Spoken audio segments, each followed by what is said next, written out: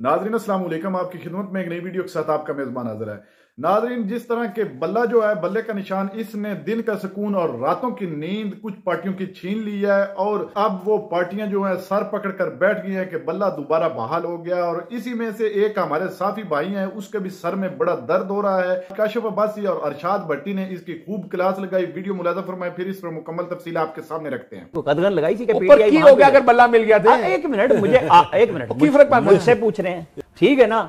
अब है मुस्लिम लीग नून क्यों कहेगी कि सत्ते खैरा मांगे वो अपने मुखालिफ के लिए? अगर हम ये कहें कि वो सारे मस्जिद में, क्या ऐसा नहीं होता कि मसला इस्लामाबाद का हो और स्टे आप सिंध हाई कोर्ट से ले आते हैं? मैं आपसे ये बिल्कुल नहीं इख्तिलाफ कर रहा, मैं नहीं कह रहा, मैंने बात कही। और आपको एक और बात बताऊं, एक सेकंड, इस्लाम मुस्लिम लीग नून ने पिछला फैसला आया था तो ऊपर से लेकर शहबाज साहब कराची में थे, वहां पे शुरू हुआ ये क्या, ये इसी का इख्तियार था। वो इतना खौफ है उनको, क्या ये खौफ ये होगा ना, वरना आपको क्या जरूरत है इसके ऊपर कमेंट करने की? ये लड़ाई एक कोर्ट में है, एक इदारे की है, एक सियासी जमात की है। कोई दूसरी सियासी जमातें क्यों इतनी मुस्लिम लीग नून को गुस्सा चढ़ा हुआ था कि ये कैसे हो गया? और अभी तक कोई बयान नहीं आया। वैसे कोई तैयारी हो रही है प्रेस कॉन्फ्रेंस? आता हूं बयान पे भी, लेकिन सलमान अकरम रजा साहब ज़ाहिर मारूफ तरीन लॉयर है हमारी, और secretary election commission Umar Hamid Khan ने जवाब दिए थे। उन्होंने कहा जब लाहौर हाई कोर्ट ने फैसला किया, आपने इसे फौरन इंप्लीमेंट क्यों किया और सारे पाकिस्तान पे क्यों लगाया? ये सवाल था ना वहां पे। उन्होंने कहा आपने इंप्लीमेंट क्यों किया? क्योंकि उन्होंने ट्रेनिंग रोकी थी। एक मिनट, उन्होंने हाई कोर्ट ने जवाब जो किया था, उन्होंने ट्रेनिंग तो उन्होंने जो जवाब दिया, उन्होंने ये कहा कि हमारी ये प्रैक्टिस रही है कि जब भी कोई हाई कोर्ट ऑर्डर करती है तो हम उस पर इसी तरह कोई अदालत फैसला करती है तो इंप्लीमेंट। उन्होंने कहा ट्रेनिंग रोकनी चाहिए थी। वहां से ये सवाल पैदा हुआ कि आप सबको कैसे रोक सकते हैं? या तो पंजाब में रोक देते ना रिटर्निंग। ये सारी चीजें अभी इलेक्शन कमीशन बोलेगा। वो ये है कि जी पीएमएलएन के पेट में दर्द था, वो बोले, मौलाना फजलुर रहमान के पेट में, ये सियासी दर्द है। तो ये इलेक्शन कमीशन का इख्तियार है, ये सियासी जमातों का। सुप्रीम कोर्ट ने किया? नहीं, वो तो सुप्रीम कोर्ट ने 11 जजों के फैसले को 3 जजों से साकिब निसार साहब ने बदल दिया था। बेनजीर भुट्टो साहिबा का 88 का केस है, कैसे इस तरह वो एकदम फैसला कर सकते हैं? और वो नवाज शरीफ के सारे केस सुप्रीम कोर्ट से आ रहे थे। यहाँ पेशावर हाई कोर्ट है, ओरिजिनल जुरिस्डिक्शन उनकी कुछ और है। ये सवालात आएंगे जो मेरा ख्याल है इलेक्शन कमीशन ही ले जाएगा, और जो मुबैना उनके मेंबर्स हैं, लेकिन पॉलिटिकल पार्टियों से अगर हम ये कहें कि वो सारे मस्जिद में, क्या ऐसा नहीं होता कि मसला इस्लामाबाद का हो और स्टे आप सिंध हाई कोर्ट से ले आते हैं? मैं आपसे ये बिल्कुल नहीं इख्तिलाफ कर रहा, मैं नहीं कह रहा, मैंने बात कही। और आपको एक और बात बताऊं, एक सेकंड, इस्लामाबाद हाई कोर्ट को बने कितना अरसा हुआ? भाई इस्लामाबाद हाई कोर्ट उससे पहले कहां जाते थे केस? इन्हीं हाई कोर्टों में जाते थे ना। ये है कि जहां मर्जी जाएं, किसी ने रोका नहीं है।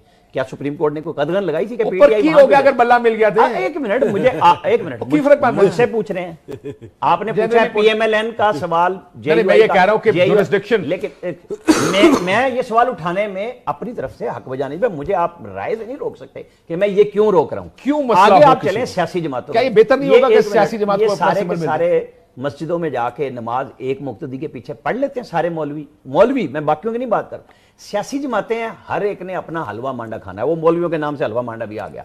ये इसमें तमाम सियासी जमातें, मतलब आप और हम कब इस रंग में रंगे हुए थे, ठीक है ना।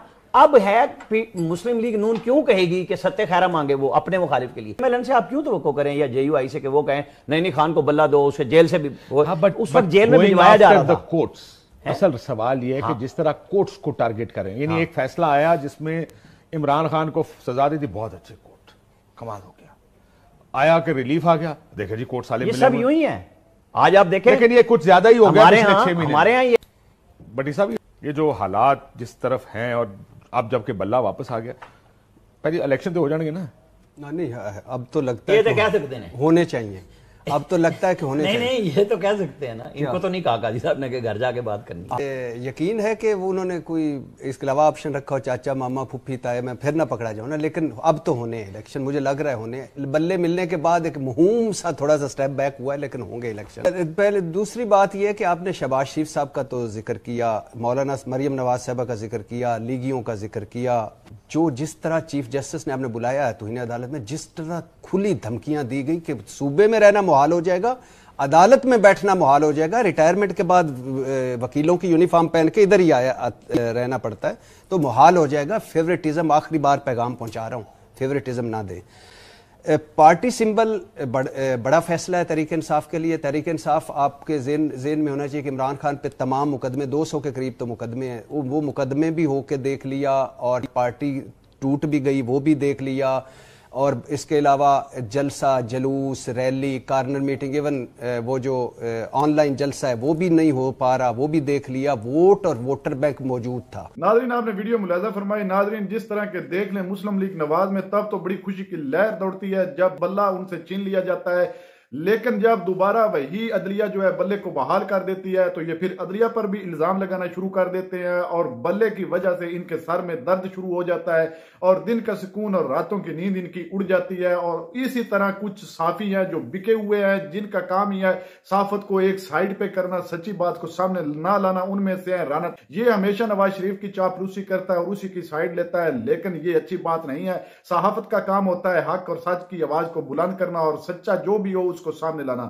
ناظرین بلے نے جو ہے مسلم لیگ نواز کی خاص کر کے نیندیں حرام کر کے رکھ دی ہیں اور یہ دیکھ لیں کتنے جھوٹ بولتے ہیں پروگرام میں آ کر عطا تارڑ اور رانا ثناء اللہ اور بھی جتنے ان کے رہنما کہتے ہیں کہ ہم عوام میں بڑے مقبول ہیں، ہم 2/3 نہیں 3rd میجورٹی کے ساتھ ہم حکومت بنائیں گے۔